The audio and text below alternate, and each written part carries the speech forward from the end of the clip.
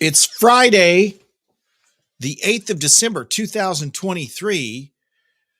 I'm Jeremy. Thank you for joining me. I've got good news and I got bad news. The bad news, this may be the worst daily update ever. The good news, it's free. All right. So I'm kidding. This may be one of the best ones ever. There's good information.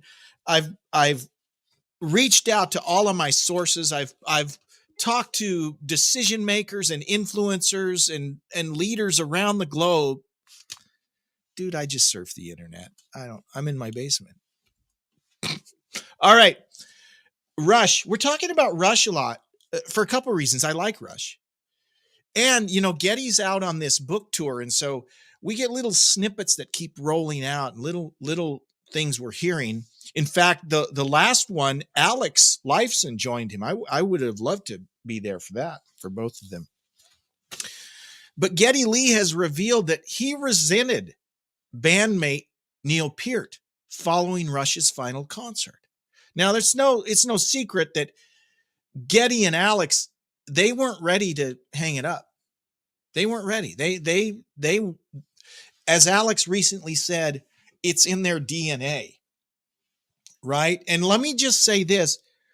The ice is melting, right? There was this assumption for the first few years for after Neil passed that Rush was done. Guys, Rush is not done. There will be, I'm saying right now, December 8th, 2023, Jeremy said, there will be another Rush tour. And it will be called Rush. Mark my word. Their fans aren't ready for them to be done. And they're not ready to be done. And so I think there will be a tour and it will be called Rush. And there might be a new album called Rush. We'll see. There's a lot of drummers that would love to be part of that. Here's my only concern. Rush is in my top 3 favorite bands of all time. I love Rush to death. I've just got to be honest as a journalist.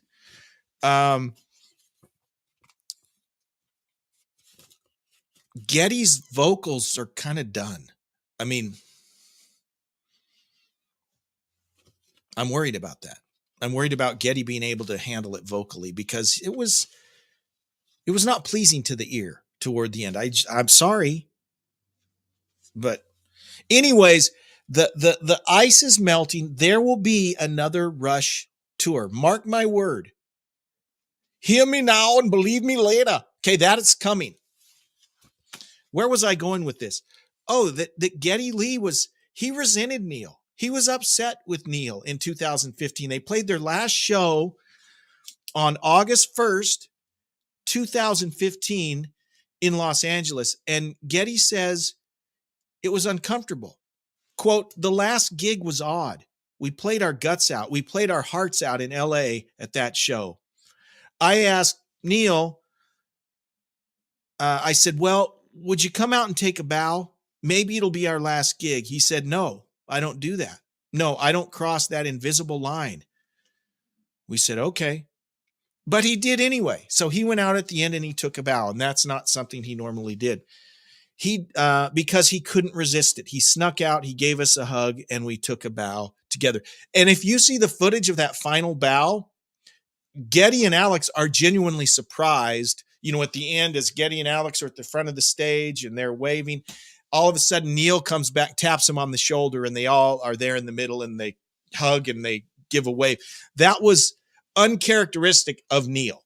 Neil was not a public guy, did not like famously. I mean, that's what the song Limelight is all about, right?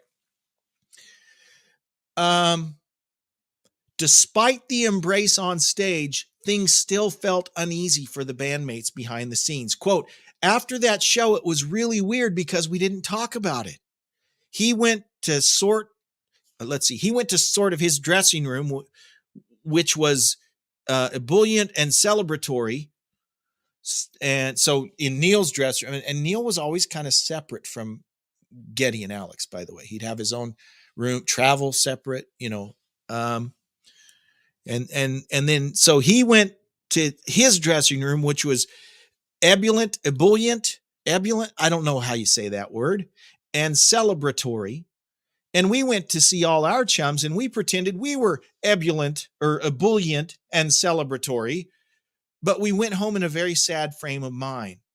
And Geddy goes on to explain that this was all, he felt this way, Alex felt this way because they wanted to keep touring. They weren't done. Quote, this is Geddy, I had resentment. I'll be honest. I was resentful because I love that tour and I wanted to bring it around the world. And Neil only had agreed to do so many gigs and he wouldn't bend. So he felt this resentment for a while, but finally, when the band got together to work on their R40 live DVD, Neil told Geddy how happy he was with his new life away from touring. And Geddy said he had a moment of realization, quote, I thought to myself, what kind of a friend am I that would begrudge him this after all he'd been through? Lee explained. And so it was healing to have that conversation. Now remember, in the late 90s, in 1 year, Neil lost his daughter and his wife. Can you imagine? And people thought Rush was done then. And it was a few years later, you know, Neil went out and he spent 2 years riding his motorcycle all over the world and he wrote books and we weren't sure there would be a Rush after that. Well, they came back and they had several good albums after that, several very successful tours. But Neil had been through a lot and he was he's an introvert, right? So it sounds like it's been a good thing for Geddy to this. I'm sure this book tour he's doing is very therapeutic, talking about all of this stuff. And of course, we as the observers, we get to hear these insights. And if you're a fan of Rush, it's interesting to hear that. But mark my word, there will be a Rush tour, and I think it will be called Rush. And you know, think of the great drummers in, you know, they could call any of the great drummers and any of them would jump at the opportunity. I think. I don't know. We'll see. Brand new music, guys. New music today from Guns N' Roses. You can check it out. Guns N' Roses' new song, The General, is out. I guess they debuted this live in LA about a month ago. Well, now you can hear it. The mid-tempo track is a far cry from the band's signature hard rock sound, alternating between mellow trip-hop verses and grinding, doom-laden choruses. And I would say, yeah, I listened to it. You know, some songs, some albums, it's an acquired taste, right? The first time you hear it, you might be like, oh, I'm not sure. I'm not sure I'm picking up what you're laying down. That's kind of the vibe I sensed. I'm not going to say it's bad. It's the drums sound, they don't sound like real drums. I could be wrong, but it sounds like a drum machine. I could be wrong. But yeah, it's kind of, I don't know. I think it'll be an acquired taste. The General marks the fourth song Guns N' Roses have released since Axl Rose, Slash, and Duff McKagan reunited in 2016. It follows 2021's Absurd and Hard School, and this year's Perhaps. Just like those songs, The General dates back to the long gestating and exorbitantly expensive Chinese Democracy sessions. Chinese Democracy, man, that was like 20 years in the making and whatever. Hardcore Guns N' Roses fans have known about The General for decades. Rose reportedly recruited composer and pianist Marco Beltrami to add orchestral arrangements to the song in 2002. It was apparently intended to appear on the third installment of a planned Chinese Democracy trilogy, which has not yet come to fruition. Give it 40 years. We might see it. So anyways, you can check it out today. It's called The General. Again, I'm not gonna trash it. It's different. It's not Sweet Child of Mine, right? It's not Paradise City. It's not even Patience. it might take me a while to warm up to that. Van Halen news. This is from Wolfgang Van Halen. Wolfgang, he says he's stoked about Sammy Hagar's tour coming up. Remember, the Best of All Worlds tour starts early in 2024, and this is not sanctioned by the Van Halen camp, right? We've been waiting since Ed died for some type of tribute show. I've talked about this before, and guys, the reason there's not a tribute show is Alex Van Halen. That's the reason. He doesn't want to do it. So if he does, there won't be an official Van Halen tribute without Alex. So Sammy has said, well, I'm going to do one.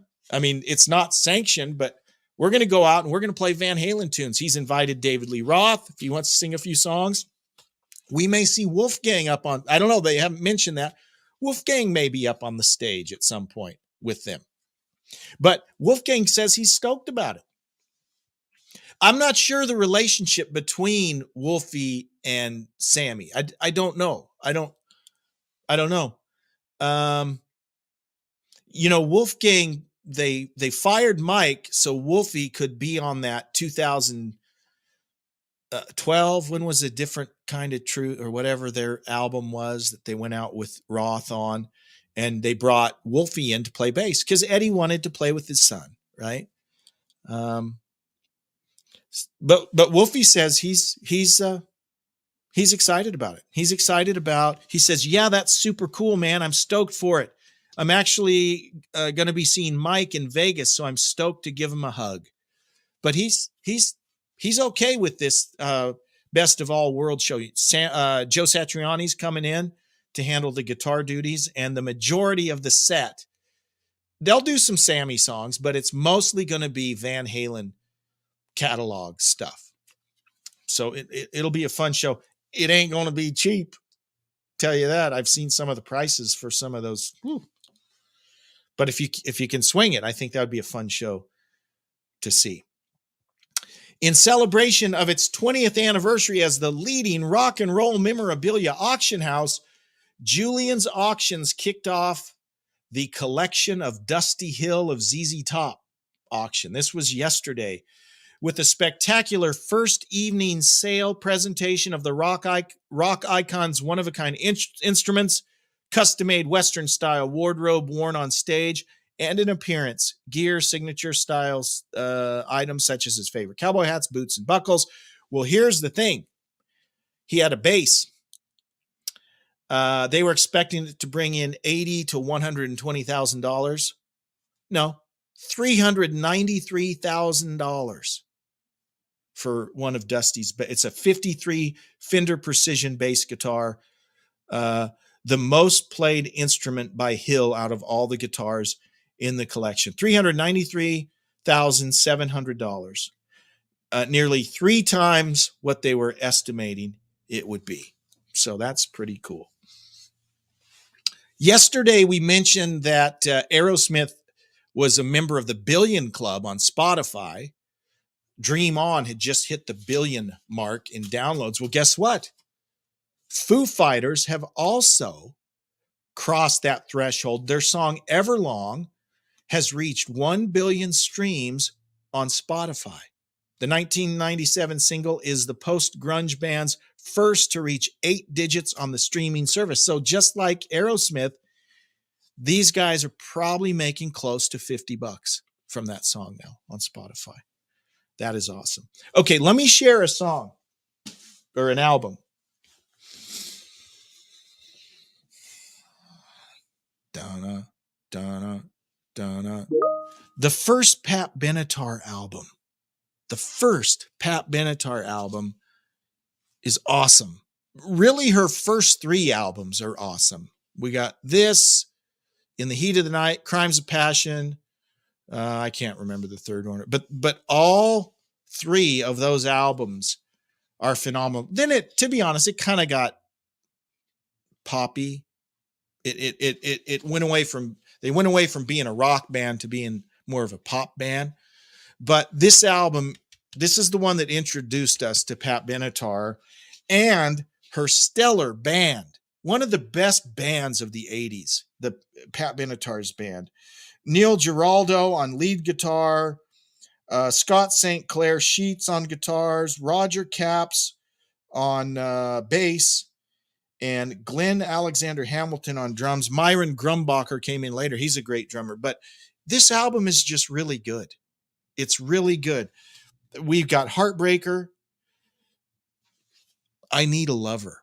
Okay. Her version of I Need a Lover kicks the crap out of the original Mellencamp version of I Need a Lover. That's like 14 minutes long, right? Here it's like 3 minutes long, and her version is just way better.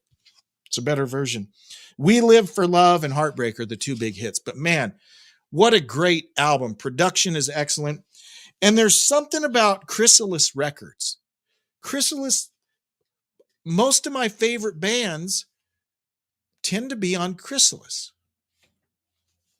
We do a whole episode of the podcast about Chrysalis Records. So there's a great album from Chrysalis that you should own. Pat Benatar, In the Heat of the Night. Check it out. Now, I announced yesterday, and I'll just remind you again today, that this program, this news program, the CGR Daily Update, will be debuting on The Well Classic Rock on Monday. The Well is one of the great online radio stations. It's actually out of Arizona. That's their home base. But we will start airing the Classic Guitar Rock update. You'll be able to hear it every weekday at 7 p.m. on The Well. Their web address, thewellclassicrock.com. Check them out. Just a great online radio station. Need to check it out. Guys, thank you so much for joining us. Have a great weekend. We'll do it all again on Monday. Take care. Live long and prosper.